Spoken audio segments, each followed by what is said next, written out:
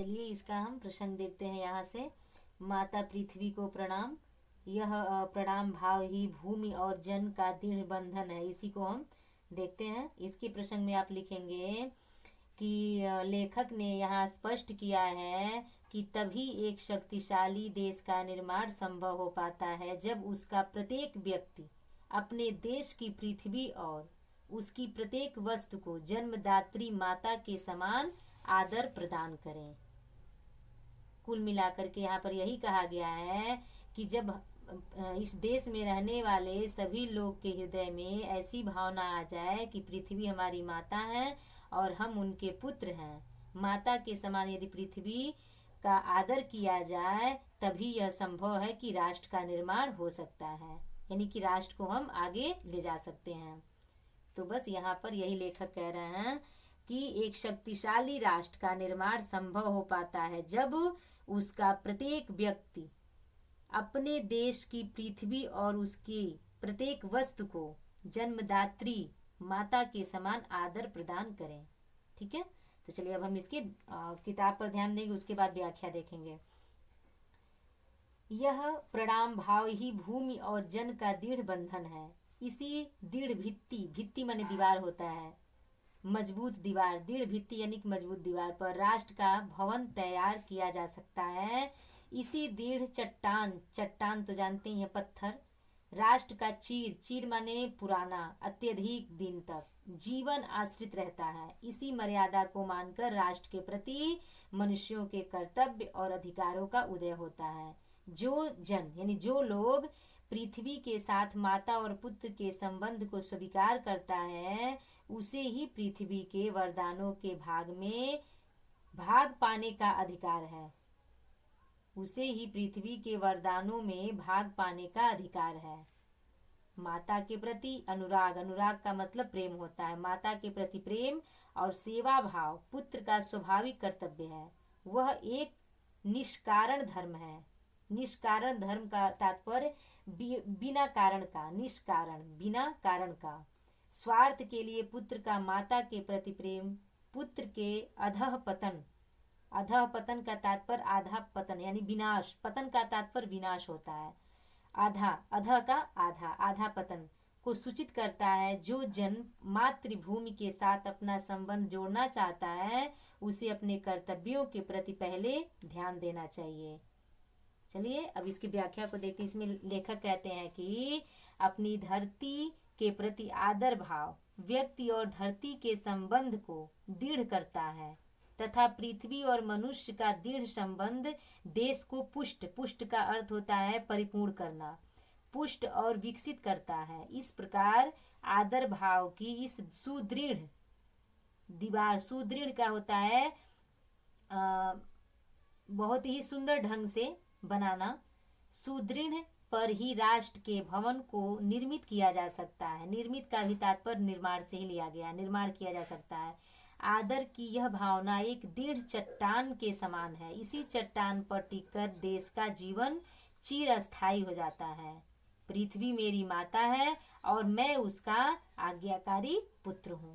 इस भावना के साथ तथा माता और पुत्र के संबंध की मर्यादा को स्वीकार करके प्रत्येक देशवासी अपने राष्ट्र एवं देश के लिए अपने कर्तव्यों और अधिकारों के प्रति सजग हो सकता है।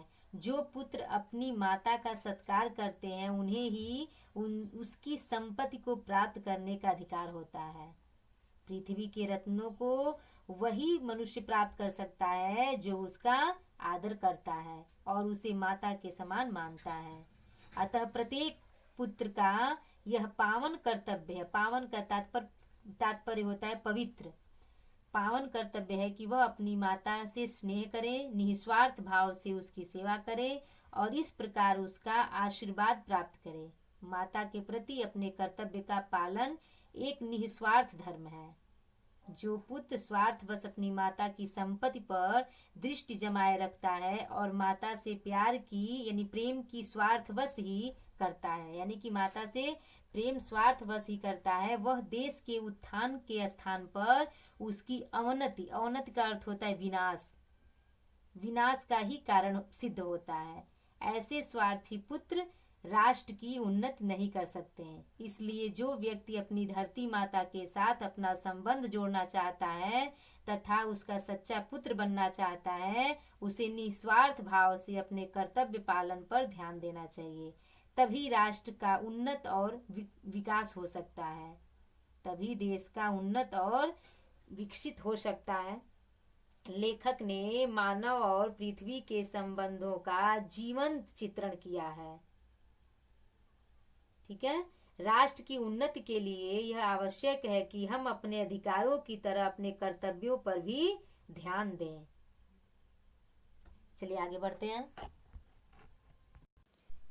इसका आदि अंत आप लिखेंगे माता अपने सब पुत्रों, ऐसे डैश डैश दे करके आप लिखेंगे। हम बता रहे हैं इसको, 1 मिनट क्लोज करते हैं। हाँ, तो चलिए हम अगले पैराग्राफ को देखते हैं। इसमें देखिए 3 तरह से यहाँ पर गद्यांश दे सकता है। हम टिक लगा रहे हैं, आप ध्यान दीजिएगा। पहले तो आपका दे देगा, ये जो हम हाईलाइट किए हैं वो आपको सूक्ति के रूप में दे देगा।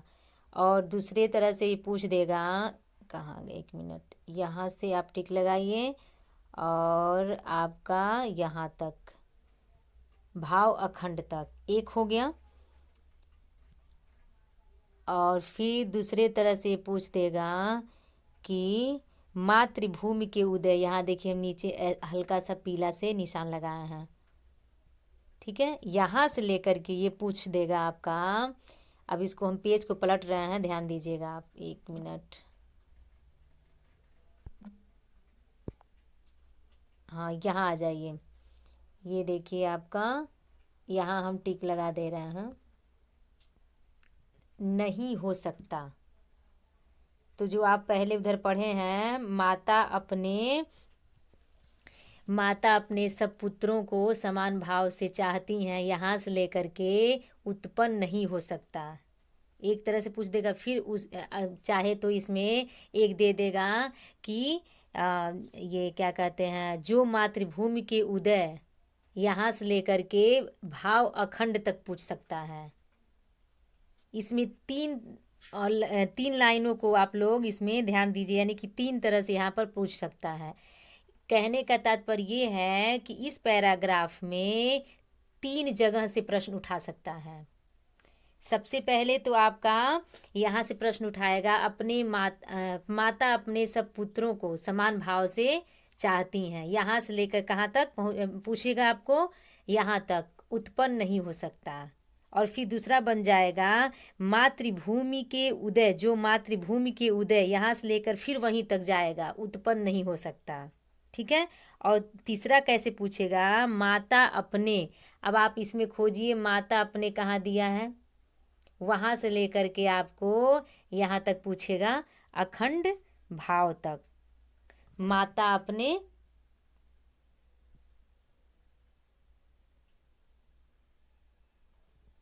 आपको उसी पेज में मिलेगा, इसमें नहीं मिल रहा है। तो चलिए हम इसके अब व्याख्या पर ध्यान देंगे। पेज को पलटने जा रहे हैं, ये है।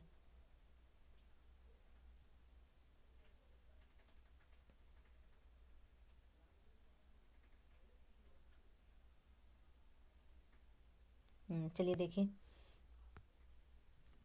इसमें बताया गया है, इसके प्रसंग को भी देख लीजिए।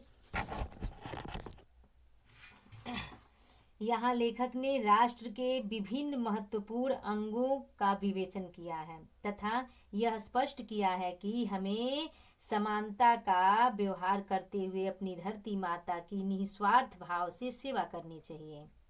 इसके प्रसंग में आप यही लिखेंगे कि यहाँ लेखक ने राष्ट्र यानी देश के विभिन्न महत्वपूर्ण अंगों का विवेचन किया है तथा यह स्पष्ट किया है कि हमें समानता का व्यवहार करते हुए अपनी धरती माता की निस्वार्थ भाव से सेवा करनी चाहिए।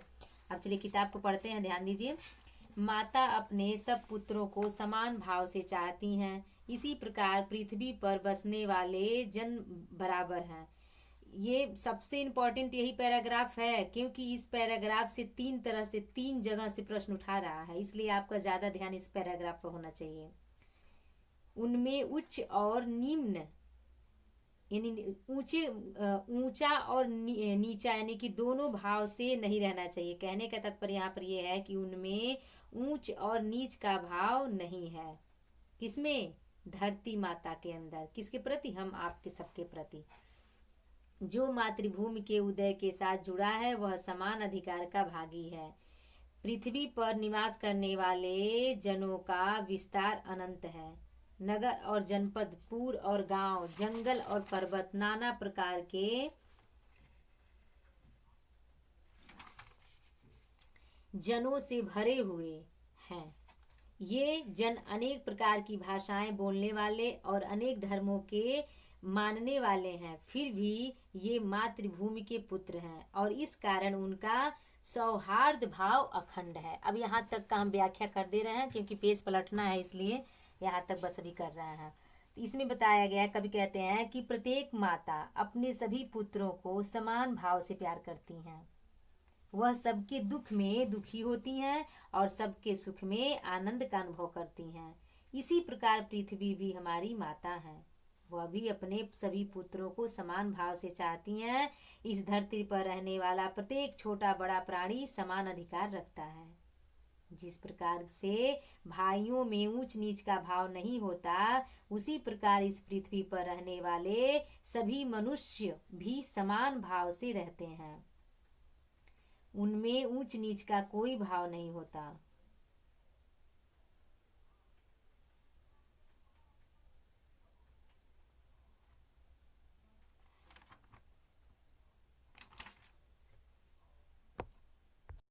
हाँ, तो चलिए देखते हैं। तो इसमें यही बताया गया है कि जिस प्रकार भाइयों में ऊंच नीच का भाव नहीं होता, उसी प्रकार इस पृथ्वी पर रहने वाले सभी मनुष्य भी समान भाव से रहते हैं। उसमें ऊंच नीच का कोई भाव नहीं होता। इस धरती माता पर जिसका भी जन्म हुआ वह समान है। मातृभूमि की सीमाएं अनंत हैं, जिसके निवास अनेक नगरों, जनपदों, शहरों, गांवों, जंगलों और पर्वतों में बसे हुए हैं।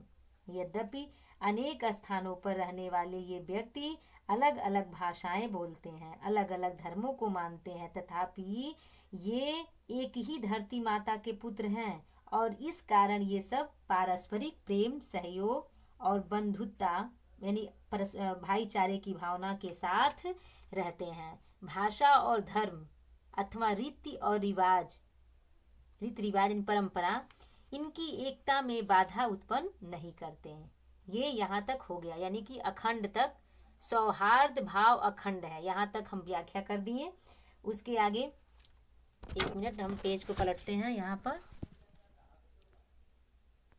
हाँ, इसके आगे बताया कि सभ्यता और रहन सहन की दृष्टि से जन एक दूसरे से आगे पीछे हो सकते हैं, किंतु इस कारण से मातृभूमि के साथ उनका जो संबंध है उसमें कोई भेदभाव उत्पन्न नहीं हो सकता। तो वही बात इसमें कहा गया है। अब इसकी व्याख्या को भी देख लीजिए। इसमें ये कहा गया है कि हम भारतीय अपने देश काल और परिस्थितियों के कारण सभ्यता और रहन सहन के स्तर पर भले ही एक समान नहीं है और हम में से कुछ एक दूसरे से अत्यधिक प्रगतिशील अथवा अत्यधिक पिछड़े हुए हो सकते हैं, किंतु इस अंतर के कारण अपनी मातृभूमि के प्रति जो प्रेम और समर्पण की भावना में यानी कोई भेदभाव नहीं देता। कहने का तात्पर्य यहाँ पर यह है, कहा गया है कि हम में कुछ एक दूसरे से अत्यधिक प्रगतिशील अथवा अत्यधिक पिछड़े हुए हो सकते हैं, लेकिन इस अंतर के कारण अपनी मातृभूमि के प्रति प्रेम और समर्पण की भावना में कोई भेदभाव नहीं दिखाई देता। एक प्रगतिशील व्यक्ति अपनी मातृभूमि के प्रति जितना समर्पित है उतना ही समर्पित वह व्यक्ति है जो सभ्यता और रहन सहन के स्तर पर अत्यधिक पिछड़ा हुआ कहलाता है। यहाँ कहाँ तक आपका हुआ है? यहाँ तक व्याख्या किया गया है, उत्पन्न नहीं हो सकता। ठीक है।